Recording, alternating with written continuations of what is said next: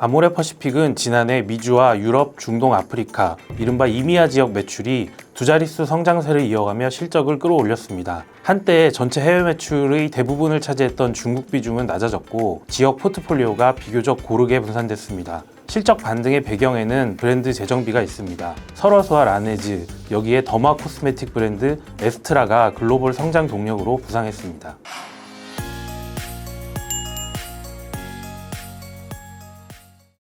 한때 중국 의존 기업이라는 평가를 받았던 아모레퍼시픽, 코로나19와 사드 이후 실적은 급격히 흔들렸고 구조적 위기라는 진단도 나왔습니다. 그런데 최근 실적을 보면 분위기가 다릅니다. 단순한 반등이 아니라 수익 구조 자체가 달라졌다는 평가가 나오고 있습니다. 반등을 이끈 주역은 해외 시장입니다. 아모레퍼시픽은 코로나19 이후 중화권 의존도를 줄이는 글로벌 리밸런싱 전략을 추진해 왔는데요. 내부적으로는 지난해를 기점으로 성과가 보인다는 평가가 나옵니다. 환골탈태한 아모레퍼시픽, 리밸런싱 전략을 실천하는 동안 무엇이 달라졌는지 알아보겠습니다. 안녕하세요. 산업산부 안준호입니다.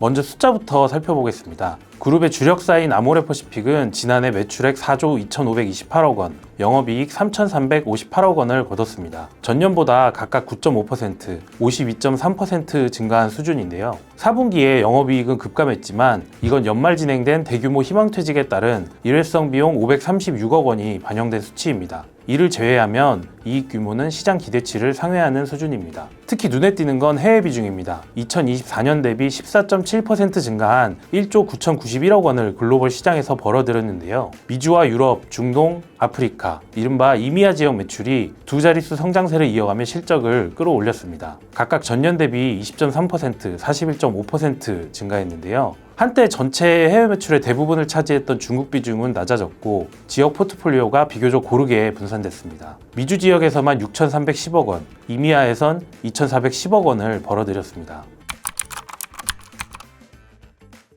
실적이 반등한 배경에는 브랜드 재정비가 있습니다. 아모레퍼시픽을 대표하는 두 브랜드는 설화수와 라네즈인데요. 전자는 국내 매출, 후자는 해외 시장 공략에 중추적 역할을 하고 있습니다. 리밸런싱 전략을 고민하던 지난 2022년 아모레퍼시픽은 두 브랜드 사업 조직을 유닛 단위로 격상했습니다. 단일 브랜드 가운데 유닛 단위 조직이 존재하는 것은 설화수와 라네즈 뿐인데요. 이를 바탕으로 설화수는 여전히 국내 매출 가운데 29%의 비중을 차지하고 있습니다.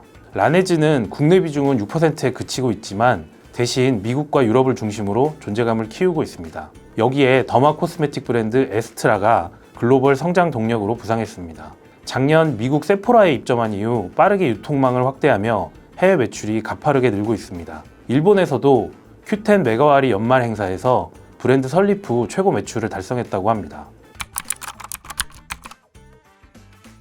리밸런싱의 또 다른 축은 코스알엑스 인수입니다. 아모레퍼시픽은 단계적 지분 인수를 통해 코스알엑스를 사실상 완전 자회사로 편입했었는데요. 당시 투입된 자금만 9천억 원을 넘었습니다.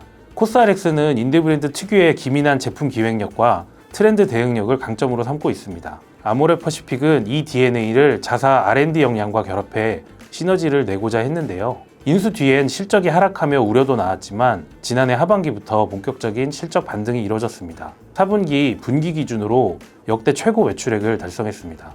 반등 과정을 보면 아모레퍼시픽이 그렸던 그림과 맞아떨어지는 지점이 많습니다. 인디 브랜드답게 빠르게 시장 트렌드를 포착했고 그룹의 연구 개발 역량과 시너지를 내기도 했습니다. 지난해 반등을 이끈 아이마스크 신제품은 2-3개월 만에 출시가 이뤄졌습니다. 트렌드를 포착하는 인디 브랜드 특유의 전략이 잘 반영된 제품이었습니다. 아모레퍼시픽의 개발 노하우를 활용한 더 RX 시리즈도 성장폭이 컸습니다. 코스알엑스 지분을 인수한 뒤 선보인 제품군인데요. 지난해 기준 전체 매출 비중이 30%까지 늘었다고 합니다. 인수 후에 시너지 효과도 본격적으로 나타나고 있습니다. 아모레퍼시픽은 해외 진출과 제품 기획 과정에도 코스알엑스의 인디 DNA를 활용하고 있는데요. 해외 이커머스 채널에 제품을 판매하는 크로스보더 팀이 직간접적인 도움을 받고 있다고 합니다. 이외에도 신규 브랜드를 준비할 때 외부 ODM 생산을 활용해 트렌드를 포착하는 사례도 늘고 있습니다. 지난 2024년 다이소 채널에 출시했던 미모 바이 마몽드 브랜드가 대표적인 시도였다고 합니다. 아모레퍼시픽의 리밸런싱은 지역과 브랜드를 넘어 카테고리 확장으로도 이어지고 있습니다.